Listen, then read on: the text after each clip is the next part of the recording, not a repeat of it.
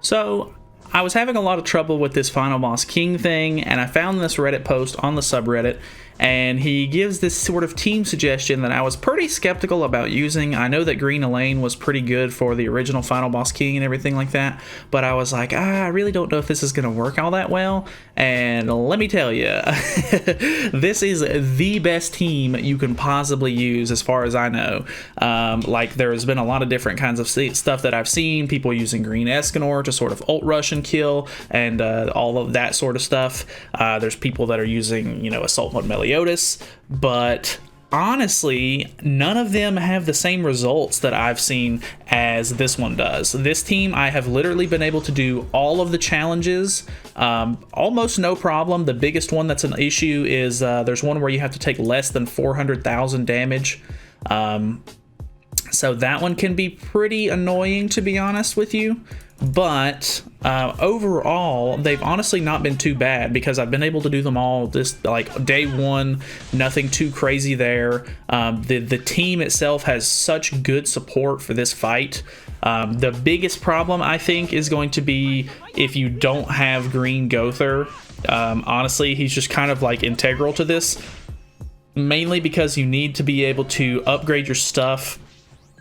And I mean, his dissolve skill and stuff like that, as far as I know, isn't even really that helpful because of whatchamacallit. Like, I think they purge debuffs and stuff like that, if I'm not mistaken. So you can't even really do anything with that. But the fact that Elaine can take away, she can derank skills, which makes it to where you take less damage. He's not going to hit you nearly as hard.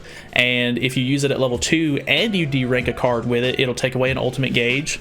Her other skill at level 2 and level 3, it will take away ultimate gauge as well. So there's a lot of ult control with it, which is honestly super impressive.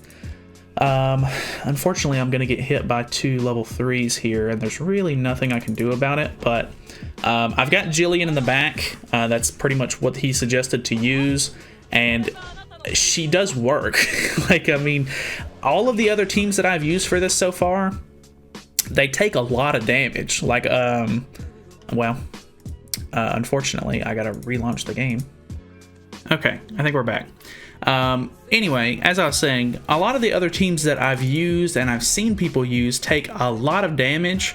For example, I know a lot of the teams are using like Green Derriere, for example, and there's nothing wrong with Green Derriere, but good lord, on some of the runs that I was doing, which I don't have her like max super awakened or anything like that, but I do have her level 80, and I've got like at least 1 or 2 super awakening levels on her, and like, she would be below half health on the first turn.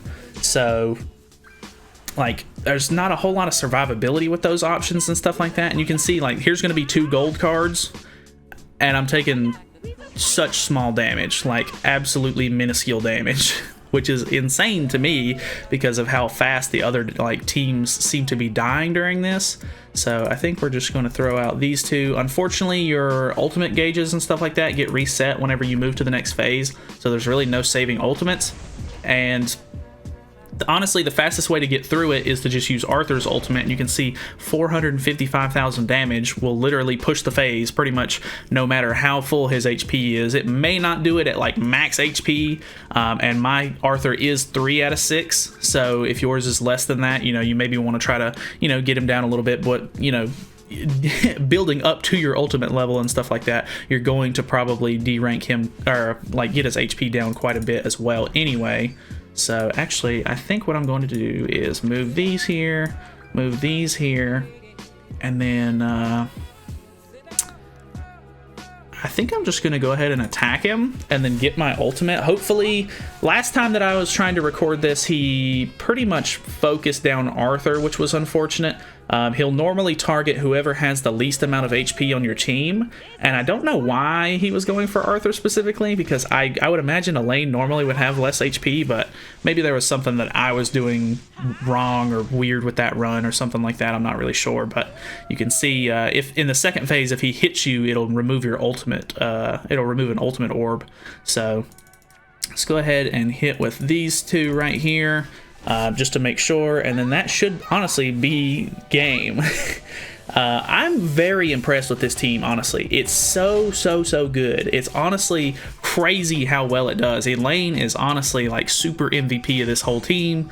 And like I said, this whole thing, like, I even was able to do the damage taken one on this one, which is pretty rare because I've only been able to do this 2 times now. So that is honestly the hardest one, but depending on how well your RNG ends up going, you'll end up being able to do that one pretty easily. If you run it without food, my team without food doesn't quite meet the 22,000 or 220,000 CC requirement.